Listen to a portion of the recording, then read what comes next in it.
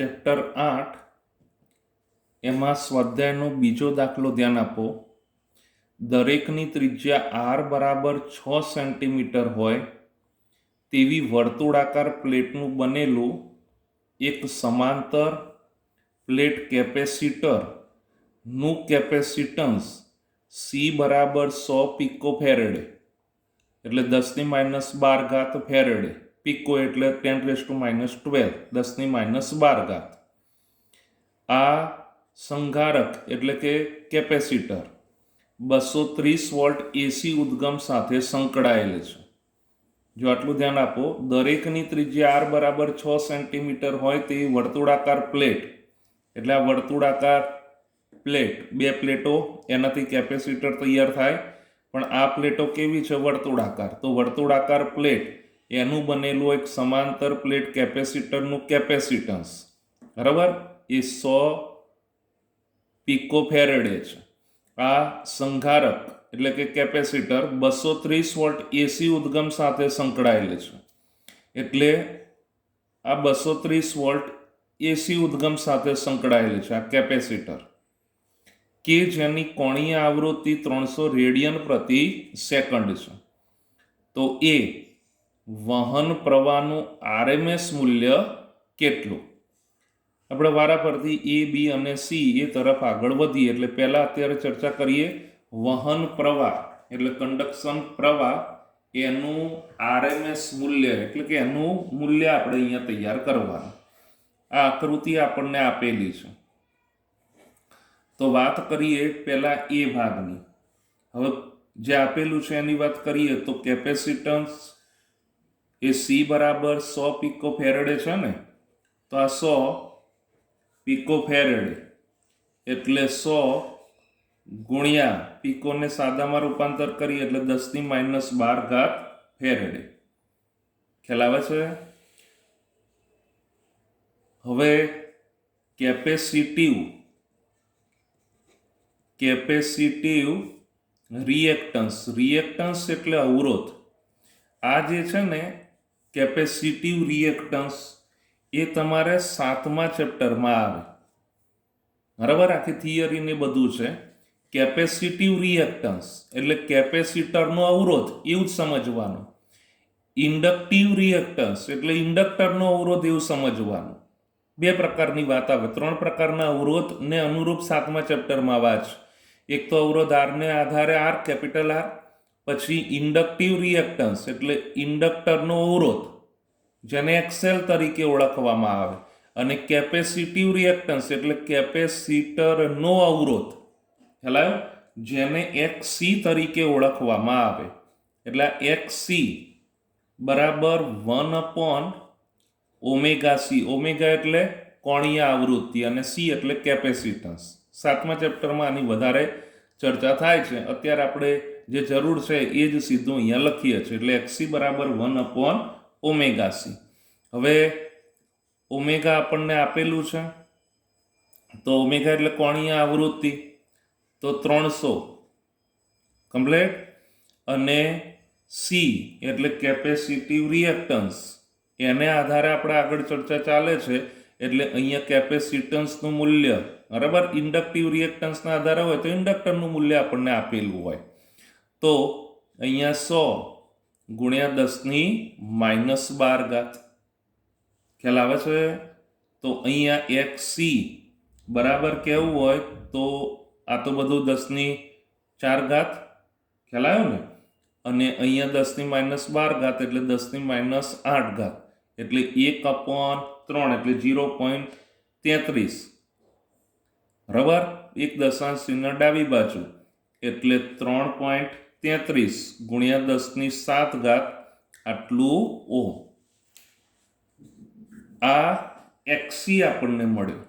આપણે વાત કરવાની છે હવે પ્રવાહને ધ્યાનમાં રાખીને, તો IRMS બરાબર VRMS અપોન XC। આ નવી કોઈ વાત નથી। જો ઓહમનો નિયમ I બરાબર V અપોન R એટલે અવરોધ તરીકે અહીંયા XC છે, કેપેસિટિવ રિએક્ટન્સ એટલે અહીંયા XC તરીકે આપણને મળે, એટલે VRMS અપોન XC. VRMS એટલે એસી વોલ્ટેજ એ અહીંયા આપણી પાસે 230 વોલ્ટ એ તૈયાર જ છે, ખ્યાલ આવ્યો? અને XC બરાબર 3.33 ગુણ્યા 10⁷ એટલે આ 230 અને આ 3.33 ગુણ્યા 10⁷. સાદુરૂપ આપીએ એટલે IRMS બરાબર 6.9 ગુણ્યા 10⁻6 એમ્પિયર. જોતા રહેજો ધ્યાનથી. આ પ્રમાણે અહીંયા આપણી પાસે આ તૈયાર થઈ શકે. કોણ મળ્યું? આ IRMS. તો IRMS બરાબર 6.9 ગુણ્યા 10⁻6 એમ્પિયર એટલે 6.9 અહીંયા માઇક્રો એમ્પિયર પણ કહેવાય. IRMS એટલે I જ છે એવું તમારે સમજવાનું, બરાબર? હવે બી ભાગ, શું વહન પ્રવાહ અને સ્થાનાંતર પ્રવાહ સમાન હશે? આગળ આપણે પહેલા દાખલામાં પણ વાત થઈ ગઈ અને આમ પણ, બરાબર? IC અને ID એ બંને આપણને કેવા મળવાના? સમાન. એટલે બી ભાગ એમાં તો કોઈ ગણતરી આવે નહીં, ખાલી વાક્ય જ લખવાનું થઈ શકે કે વહન પ્રવાહ અને સ્થાનાંતર પ્રવાહ એના મૂલ્ય સમાન જ હશે. સમાન હોવાનું કારણ શું? તો કેપેસિટરમાંથી જેટલો વિદ્યુત પ્રવાહ દાખલ થાય છે એટલો બહાર નીકળે છે, એટલે વહન પ્રવાહ અને સ્થાનાંતર પ્રવાહ આપણને કેવા મળવાના? સમાન જ મળવાના. આ બી ભાગ એની અહીંયા આપણે વાત કરી. સી એને ધ્યાનમાં રાખો તો પ્લેટોની વચ્ચે અક્ષથી 3 સેન્ટીમીટર અંતરે આવેલા બિંદુ આગળ બીનો કંપ વિસ્તાર શોધો. અહીંયા આપણે પ્લેટોની વચ્ચે અક્ષથી 3 સેન્ટીમીટર અંતરે આવેલા બિંદુ આગળ બી એટલે કે ચુંબકીય ક્ષેત્ર, એનો કંપ વિસ્તાર એટલે મહત્તમ ચુંબકીય ક્ષેત્ર શોધવાનું છે. અને આ જ આકૃતિ એને હું ફરીથી દોરી અને આગળ વાત કરીએ તો જોતા રહેજો ધ્યાનથી. અહીંયા એ જ બાબતને આગળ વધારીએ છે. આ વાત ત્રીજા ભાગની એટલે કે સી, બરાબર? અહીંયા આ કેપેસિટર, એની આ પ્લેટો, એટલે આખું કેપેસિટર તૈયાર થયું. આ જે વાત છે એસી વોલ્ટેજ પ્રાપ્તિ સ્થાન, ક્લિયર? હવે આ અક્ષ એવું કહેલું છે, આ અક્ષ થી 3 સેન્ટીમીટર એટલે અહીંયા આ 3 સેન્ટીમીટર, અહીંયાથી આ અંતર આપણે R તરીકે ગણીએ, ખ્યાલ આવ્યો? અને એને અનુરૂપ અહીંયા આપણી પાસે આ વર્તુળાકાર બંધ ગાળા, એને અહીંયા આપણે ધ્યાનમાં લઈએ, ખ્યાલ આવ્યો? એટલે આની જે ત્રિજ્યા છે ને આને અનુરૂપ, બરાબર? આ અને આ એ બંને આપણને જુદી પડે. આને આપણે કેપિટલ R તરીકે ગણીએ અને આને આપણે સ્મોલ r તરીકે. તો એમ્પિયરના સર્કિટલના નિયમ એને આપણે ધ્યાનમાં લેવાનો. તો એમ્પિયરના સર્કિટલના નિયમ એને લાગુ પાડવા અથવા તો લાગુ કરવા માટે આકૃતિ અહીંયા આપણી પાસે તૈયાર મેં કરી. તો આકૃતિ અનુસાર આપણે શું કરીએ? એક કલ્પના કરીએ કે આ વર્તુળાકાર લૂપ છે. તો વર્તુળાકાર લૂપ એને આપણે ધ્યાનમાં લેવાનું, એટલે એને અહીંયા વિચારવાનું. તો આ જે બે પ્લેટ છે એમની વચ્ચે સ્થાનાંતર પ્રવાહ, આની ત્રિજ્યા તો કેપિટલ R તરીકે. તો આ બે પ્લેટ, બરાબર? આ બે પ્લેટ એમની વચ્ચે સ્થાનાંતર પ્રવાહ એ પાઈ કેપિટલ આર સ્ક્વેર એના આધારે મળે. એટલે એટલા તો પાઈ આર સ્ક્વેર જેટલા ક્ષેત્રફળ એમાંથી વહે છે. જે સ્થાનાંતર પ્રવાહ છે એ સ્થાનાંતર પ્રવાહ આ જે પ્લેટ છે એ પ્લેટ એના ક્ષેત્રફળ પાઈ આર સ્ક્વેર એમાંથી વહે છે. તો એને આપણે આગળ વધારીએ તો પ્રવાહ ઘનતા એની વાત ત્રીજા ચેપ્ટરમાં વિસ્તૃત રીતે આવે છે. એની વ્યાખ્યાન, એનું એકમ ને સૂત્ર. અહીંયા આપણે સીધા સૂત્રનો ઉપયોગ કરવાનો. જે કેપિટલ જે બરાબર આઈ અપોન એ. કયા ચેપ્ટરમાં આવે? ત્રીજા ચેપ્ટરમાં, પ્રવાહ ઘનતા. જે બરાબર આઈ અપોન એ.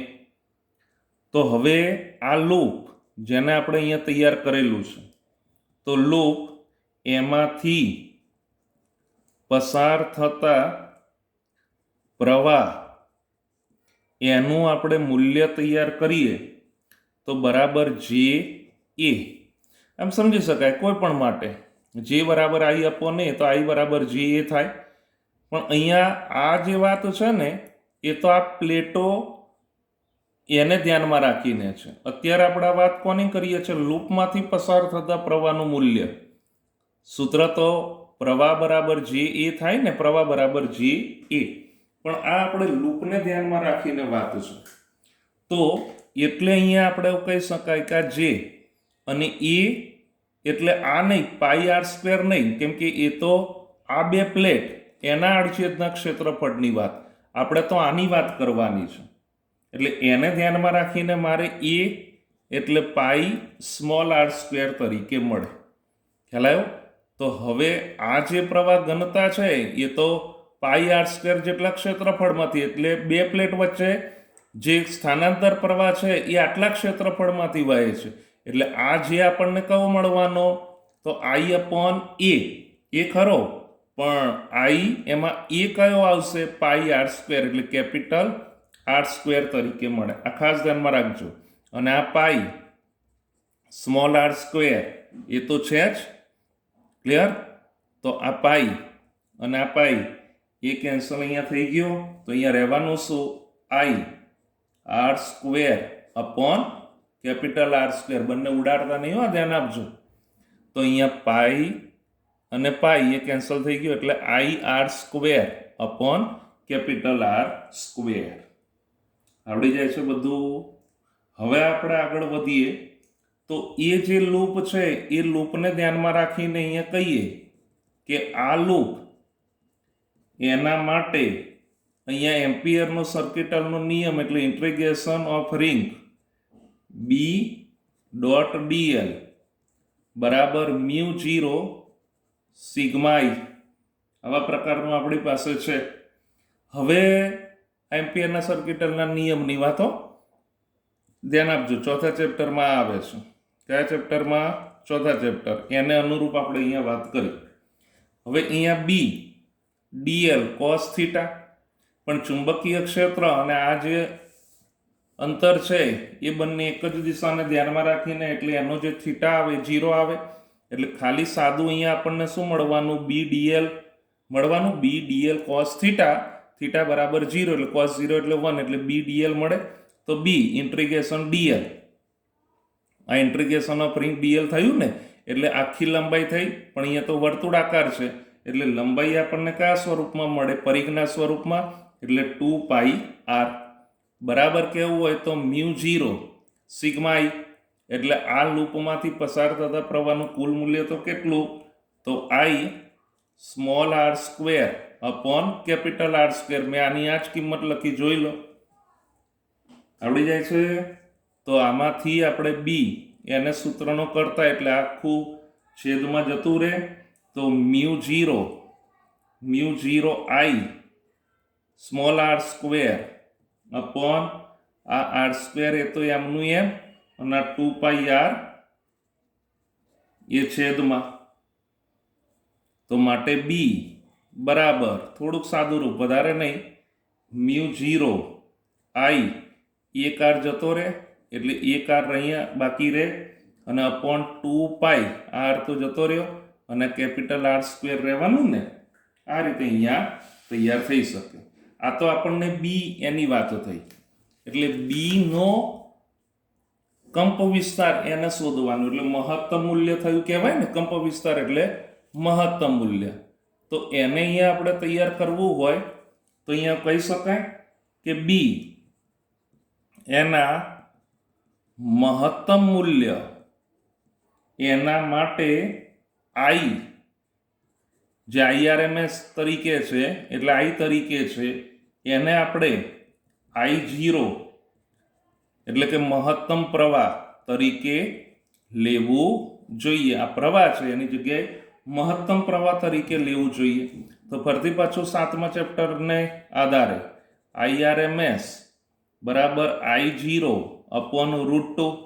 7મા ચેપ્ટરના આધારે તો મારે અહીંયા I0 કેવું હોય તો શું આવે? √2 આઈઆરએમએસ. આઈઆરએમએસ એટલે આ જે આપણે આઈ છે ને એ ખ્યાલ ગયો. તો હવે અહીંયા આપણે ખાલી કિંમત મૂકવાની થઈ શકે. તો આ જે બી છે એ હવે અહીંયા શું છે? B0 મહત્તમ અને μ0 આઈ એ શું બની ગયું? I0 મહત્તમ તરીકે, અને બાકીનું બધું એમનું એમ જ R upon 2 capital R square. સમજ પડી? અહીંયા આપણે ખાલી કિંમતો મૂકવાની થાય. તો μ0 એટલે 4 × 10⁻⁷ પછી I0 એટલે I0 તો √2 અને આઈઆરએમએસ એટલે આઈ. તો આઈ આપણે તૈયાર કરેલો છે, જોઈ લો. આઈઆરએમએસ એટલે આઈ 6.9 × 10⁻⁶. તો 6.9 × 10⁻⁶. પડી ખબર? અને સ્મોલ આર એટલે 3 સેન્ટીમીટર, એટલે આ 3 સેન્ટીમીટર અહીંયા આપણી પાસે છે ને અક્ષથી 3 સેન્ટીમીટર અંતર, એટલે સ્મોલ આર તરીકે. એટલે 3 સેન્ટીમીટર છે તો 3 × 10⁻² સેન્ટીમીટરનું મીટરમાં આપણે રૂપાંતર કરવાનું. એટલે 10⁻² અપોન કેવું હોય તો આ 2 ગુણ્યા કેપિટલ આર એટલે 6 સેન્ટીમીટર, તો 6 × 10⁻² એનો સ્ક્વેર. આ પ્રમાણે અહીંયા તૈયાર થાય. સમજ પડી? ક્લિયર એટલું? બસ હવે અહીંયા આપણે કિંમત મૂકી દઈએ અને સાદું રૂપની બધું કમ્પ્લીટ કરી કાઢીએ. તો B0 બરાબર 1.69 × 10⁻11 ચુંબકીય ક્ષેત્ર છે, એટલે આટલું ટેસ્લા આપણને મળે આ B0 તરીકે. બરાબર? આ સાદું રૂપ તો આ 2 એટલે અહીંયા ખાલી 2 જ રહેવાનું ને. બરાબર? √2 એટલે 1.41. આ બધી કિંમતો એ પ્રમાણે તૈયાર કરી એટલે અહીંયા 1.69 × 10⁻11 ચુંબકીય ક્ષેત્ર છે, એટલે ટેસ્લા તરીકે આપણને મળે. પડી જાય ખબર? આવડી જાય? ઓકે.